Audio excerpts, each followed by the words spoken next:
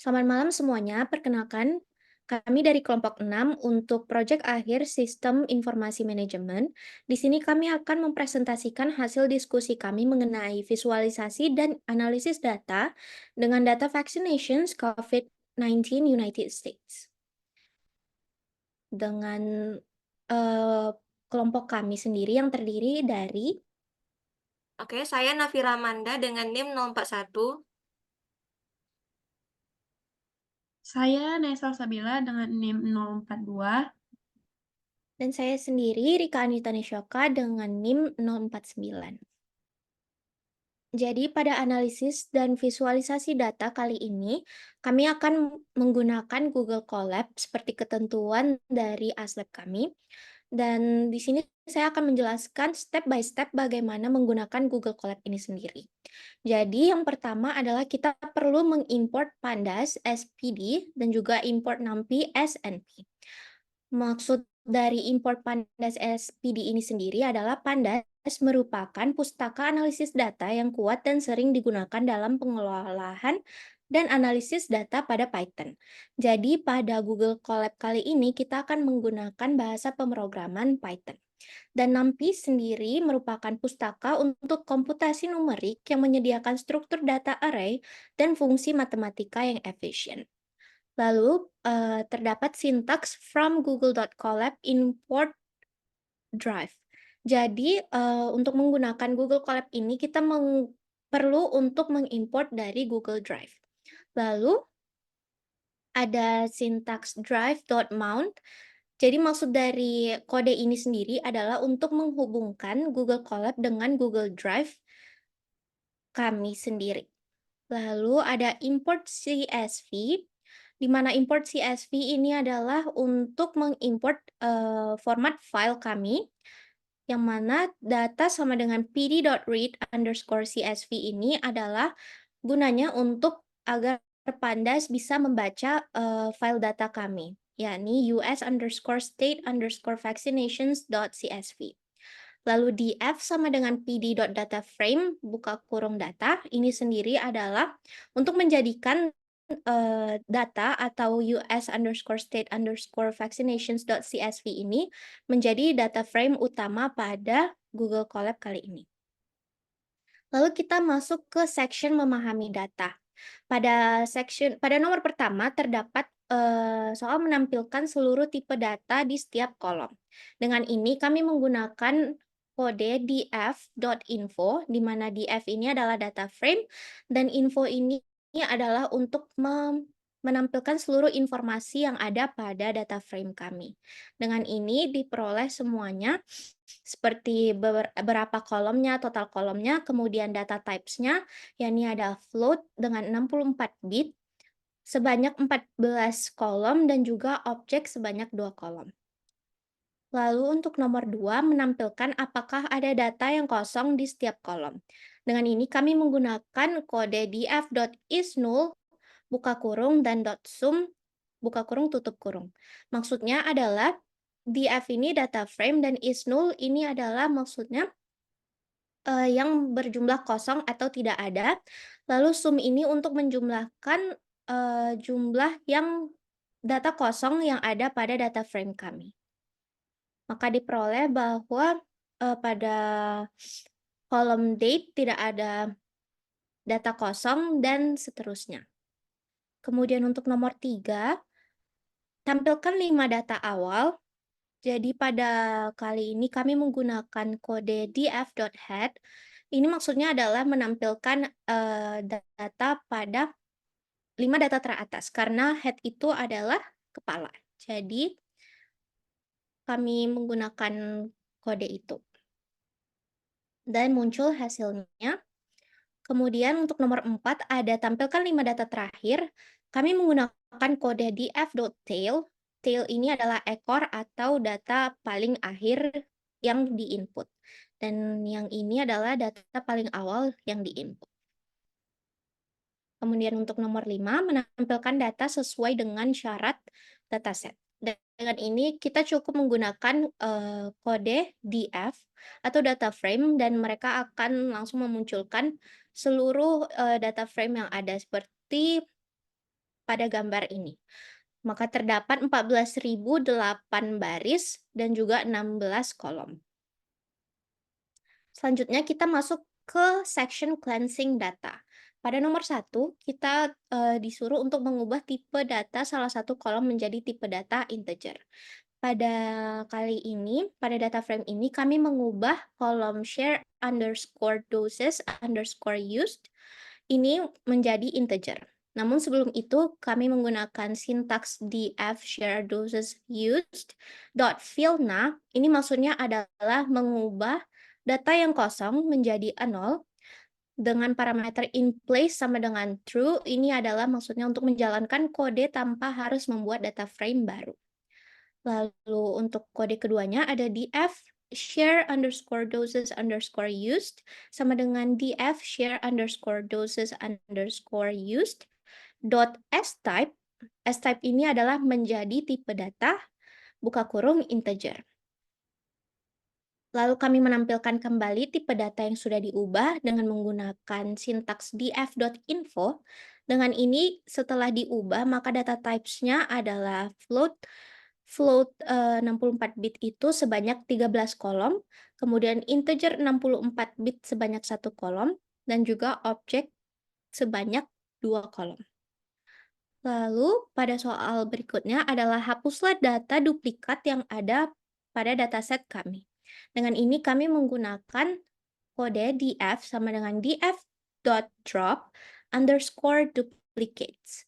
Dengan ini maksudnya adalah df ini data frame, kemudian drop ini sama dengan membuang atau menghapus data-data yang terduplikasi. Tuh, selanjutnya akan saya serahkan kepada teman saya mengenai section filtering data. Nah, baiklah, untuk section selanjutnya adalah section filtering data. Nah, jadi pada section ini, soal yang pertama adalah kami diminta untuk menampilkan data location Arizona. Nah, di sini kami menggunakan kode Arizona underscore data sama dengan df location sama dengan Arizona. Di mana Arizona underscore data ini akan menyimpan data frame yang dihasilkan setelah pemfilteran, yaitu hanya berisi baris-baris dari df di mana kolom location bernilai Arizona. Lalu df location sama dengan Arizona ini adalah kondisi boolean yang memeriksa setiap baris dalam kolom location dari data frame df dan menghasilkan true untuk baris yang memiliki nilai Arizona dan false untuk baris yang lainnya. Sedangkan untuk baris selanjutnya ini yang sepanjang ini df location sama dengan Arizona ini merupakan proses pemfilteran data frame berdasarkan kondisi boolean, hanya baris-baris yang memiliki nilai Arizona dalam kolom location yang akan dipilih. Secara keseluruhan, lalu kode yang kedua ada print Arizona underscore data. Ini akan mencetak data frame Arizona underscore data ke konsol, sehingga kita dapat melihat baris-baris yang berlokasi di Arizona. Lalu akan menghasilkan output seperti di bawah ini, di mana di sini terdapat data-data yang lokasinya adalah di Arizona. Ini merupakan lokasi Arizona, lalu data-datanya adalah ini, dari total vaccination, total distributed, sampai ke data yang terakhir adalah total booster per 100. Nah, ini adalah hasilnya. Yang berlokasi di Arizona ada 849 rows dengan 16 kolom. Lalu yang kedua, kami diminta untuk menampilkan data people vaccinate 50 hingga 60. Di sini kami menggunakan kode people underscore vaccinate underscore 50 underscore 2 underscore 60 sama dengan df people underscore vaccinate lebih besar sama dengan 50 dan df people underscore vaccinate lebih kecil sama dengan 50. Kode df people underscore vaccinate lebih besar sama dengan 50 ini adalah kondisi boolean yang memeriksa setiap baris dalam kolom people underscore vaccinate untuk melihat apakah nilainya lebih besar atau sama dengan 50. Ini akan menghasilkan true untuk baris yang memenuhi kondisi tersebut dan false untuk baris yang lainnya. Lalu kode df people underscore vaccinate lebih kecil sama dengan 60 ini adalah kondisi boolean lain yang memeriksa setiap baris dalam kolom people underscore vaccinate untuk melihat apakah nilainya kurang atau sama dengan 60. Ini menghasilkan true untuk baris yang memenuhi kondisi tersebut dan false untuk yang lainnya. Lalu kedua ini, df people underscore vaccinate lebih besar sama dengan 50 dan df people underscore vaccinate lebih kecil 60 ini menggabungkan kedua kondisi boolean di atas dengan operator AND. Hasilnya adalah true hanya untuk baris-baris di mana kedua kondisi tersebut benar, yaitu baris di mana nilai people underscore vaccinate berada di antara 50 dan 60. Lalu print underscore people underscore vaccinate underscore 50 underscore 2 underscore 60 ini adalah kode untuk mencetak hasil dari hasil operasi yang telah dilakukan oleh kode di atasnya. Nah, hasil dari outputnya adalah empty data frame karena pada data kami tidak ada total people vaccinate yang berada di rentang 50 hingga 60. Maka di sini hasilnya adalah empty data frame. Tidak ada data pada kolom people underscore vaccinate yang memenuhi soal yang diberikan tadi. Lalu yang ketiga adalah menampilkan jumlah data dengan nilai booster 0. Di sini kami menggunakan kode df underscore filna 0 in place sama dengan true. Fungsi filna dari ini digunakan untuk mengisi nilai-nilai yang hilang dalam data frame df. Argumen 0 menunjukkan bahwa nilai yang hilang akan diganti dengan 0. Parameter in place sama dengan true ini memastikan bahwa perubahan dilakukan langsung pada data frame tanpa membuat salinan baru. Lalu ini adalah kodenya, kode untuk mencari apakah total booster itu ada yang 0. Untuk menampilkannya kita menggunakan kode print jumlah total data dengan nilai booster 0. Jadi nanti ketika dihasilkan dia akan menggunakan kata jumlah total data dengan nilai booster 0. Maka hasil outputnya adalah jumlah total data dengan nilai booster 0 adalah 9.240 data yang ada di data frame kami. Lalu untuk section selanjutnya adalah section kondisional. Di sini kami diminta untuk menampilkan keterangan empty data dalam tiap kolom di data frame. True yang berarti terdapat empty data, begitu juga sebaliknya. Terus kode df underscore isna. Isna ini adalah metode dari Pandas yang digunakan untuk mendeteksi nilai-nilai yang hilang dalam data frame. df isna ini ketika dipanggil pada data frame hasilnya adalah data frame baru dengan struktur yang sama tetapi dengan nilai boolean. Nilai true menunjukkan bahwa elemen tersebut adalah nilai yang hilang dan nilai false menunjukkan bahwa elemen tersebut bukan nilai valid. Nah, ini adalah hasilnya. Sesuai yang sudah saya jelaskan tadi, dia menghasilkan dua keterangan yaitu true dan false, di mana true merupakan nilai yang hilang, sedangkan false merupakan nilai yang tidak valid. Ini adalah hasil dari outputnya. Di sini ada false dan true. Untuk section selanjutnya akan dijelaskan oleh teman saya. Lalu selanjutnya ada section function. Di sini kita akan buatlah satu contoh pengaplikasikan function kondisional dengan kode def kategori total boosters if total boosters sama dengan 0, return belum divaksinasi sampai ke return sudah mendapatkan 3 dosis atau lebih. Jadi di kode ini fungsi kategori total boosters ini yang diberikan adalah sebuah contoh penggunaan fungsi kondisional pada Python. Jadi fungsi ini juga digunakan untuk mengategorikan jumlah total boosters vaksinasi seseorang berdasarkan jumlah dosis yang telah diterima. Alasan menggunakan kodenya adalah karena dengan mengkategorikan jumlah total boosters vaksinasi ke dalam beberapa kategori yang lebih mudah dimengerti, seperti belum divaksinasi, sudah mendapat 1 dosis, sudah mendapat 2 dosis, dan ada sudah mendapat 3 dosis atau lebih. Jadi di sini kita dapat dengan mudah mengorganisir data dan memahaminya dengan lebih baik. Dan ini membantu dalam analisis data, interpretasi data vaksinasi tersebut. Lalu fungsi ini juga menggunakan serangkaian pernyataan if dan elif untuk memeriksa nilai total boosternya dan mengembalikan kategori yang sesuai berdasarkan kondisi tersebut. Lalu ada kode kedua.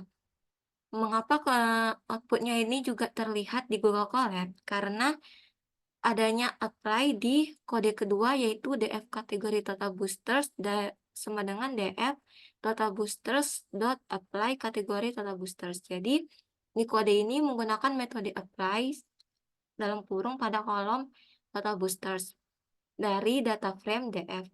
Metode ini memungkinkan kita untuk menerapkan fungsi kategori total boosters-nya ke setiap nilai dalam kolom total boosters. Hasilnya adalah kolom baru dalam data frame yang berisi kategori-kategori sesuai dengan jumlah dosis vaksinasi yang telah diterima oleh setiap individunya.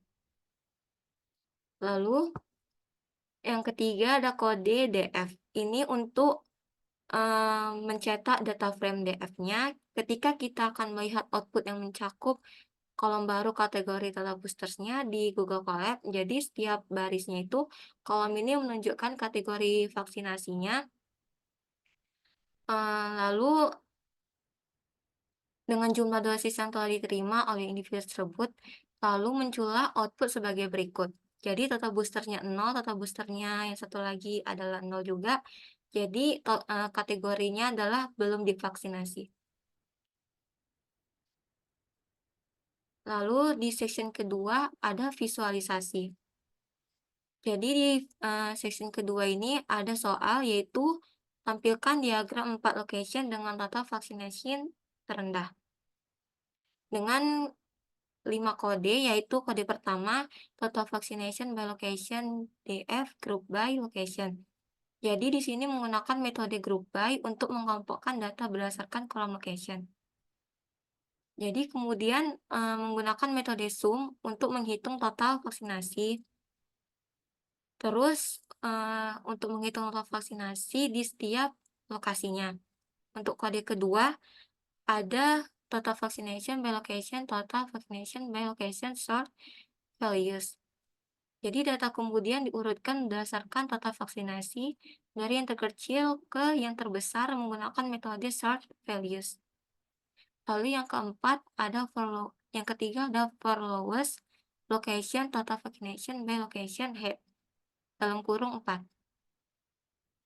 Jadi ini maksudnya adalah 4 lokasi dengan total vaksinasi terendah dipilih menggunakan metode head sama dengan 4. Jadi di sini akan mengambil 4 baris pertama setelah data diurutkan. Yang keempat, kita akan mengimport matplotlib.pyplot as plt. Jadi di sini untuk mengimport ini kita akan menggunakan library ini karena membuat visualisasi dan rumus dari PLT-nya. Lalu yang kelima ada for lowest location plot sampai dengan PLT show. Untuk membuat diagram dibuat dengan menggunakan metode plot sama dengan kind sama dengan bar, yaitu dengan color sky blue. Lalu untuk menambahkan judul dan label pada diagram menggunakan kode berikut yaitu PLT title total location for 4 location with lowest vaccination. Jadi di sini ditambahkan dengan diagram menggunakan PLT title dengan label sumbu X location dan sumbu Y total vaccination ditambah menggunakan PLT X label dan PLT Y label. Jadi untuk mengatur rotasi label pada sumbu X menggunakan kode berikut yaitu PLT X rotation 45. Di sini menjelaskan label pada sumbu X diputar sebesar 45 derajat agar lebih mudah dibaca menggunakan PLT XT rotation 45. Dan untuk menampilkannya kita menggunakan PLT show. Jadi diagram yang kita tampilkan ada 4 location yaitu Wyoming, West Virginia, American Samoa, dan terakhir ada Federated States of Micronesia. Selanjutnya akan saya lempar ke moderator. Baik, sekian dari hasil diskusi kami mengenai visualisasi data dan analisis data dengan data frame data vaccinations COVID-19 United States. Lebih dan kurang kami ucapkan mohon maaf dan terima kasih sudah mau mendengarkan.